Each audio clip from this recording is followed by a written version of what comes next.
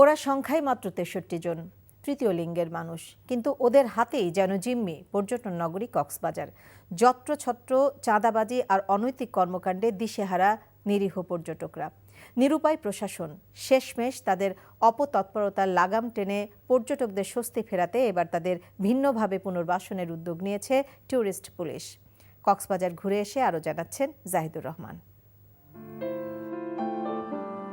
অপরূপ নৈসর্গিক সৌন্দর্যের কারণে বরাবরই পর্যটকদের পছন্দের শীর্ষে কক্সবাজার।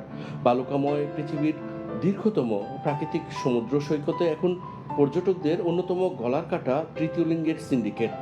অনৈতিক কর্মকাণ্ড আর দেশি বিদেশি পর্যটকদের হেনস্থার কারণে এখন রীতিমতো আতঙ্কের নামেই সিন্ডিকেট। টুরিস্টদের অন্যতম আতঙ্ক হচ্ছে হিজড়ারা দিনে দুপুরে টুরিস্টদেরকে টাকা পয়সার জন্য হয়রানি করতেছে। সৈকতে পর্যটকদের রক্ষায় তৃতীয় লিঙ্গের সিন্ডিকেট যাতে ছিনতাই পকেটমারের ঘটনা না ঘটাতে পারে তার উদ্যোগ নিয়েছে ট্যুরিস্ট পুলিশ। পাশাপাশি এসব মানুষের জীবনমান উন্নয়নে পুনর্বাসনের উদ্যোগও নিয়েছে তারা।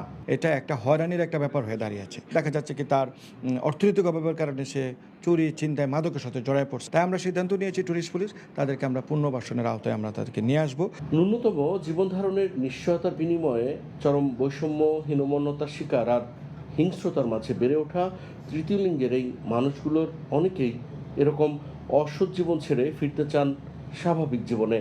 যদি এটা সাহায্য পেতাম তাহলে আমরা ভালো কিছু করে দেখাতে পারতাম। আমরা সরকারের কাছে একটা দাবি, আমাদের জন্য একটা পুনর্বাসন করে আর আমাদের জন্য একটা চাকরির ব্যবস্থা করে দেয়। সৈকতে তৃতীয় লিঙ্গের সিন্ডিকেটের সীমাহীন হেনস্থার শিকার পর্যটকদের রক্ষায় এই উদ্যোগ কতটা ফলপ্রসূ হবে তা হয়তো সময় বলে দেবে। তবে মানবিক পুনর্বাসনের আওতায় তৃতীয় লিঙ্গের কিছু মানুষের জীবনমান উন্নয়নের এই উদ্যোগ সমাজে অবহেলিত এই জনগোষ্ঠীর মানুষদের ভাগ্য পরিবর্তনে কিছুটা হলেও কার্যকর হবে, এমনটাই প্রত্যাশা সংশ্লিষ্টদের।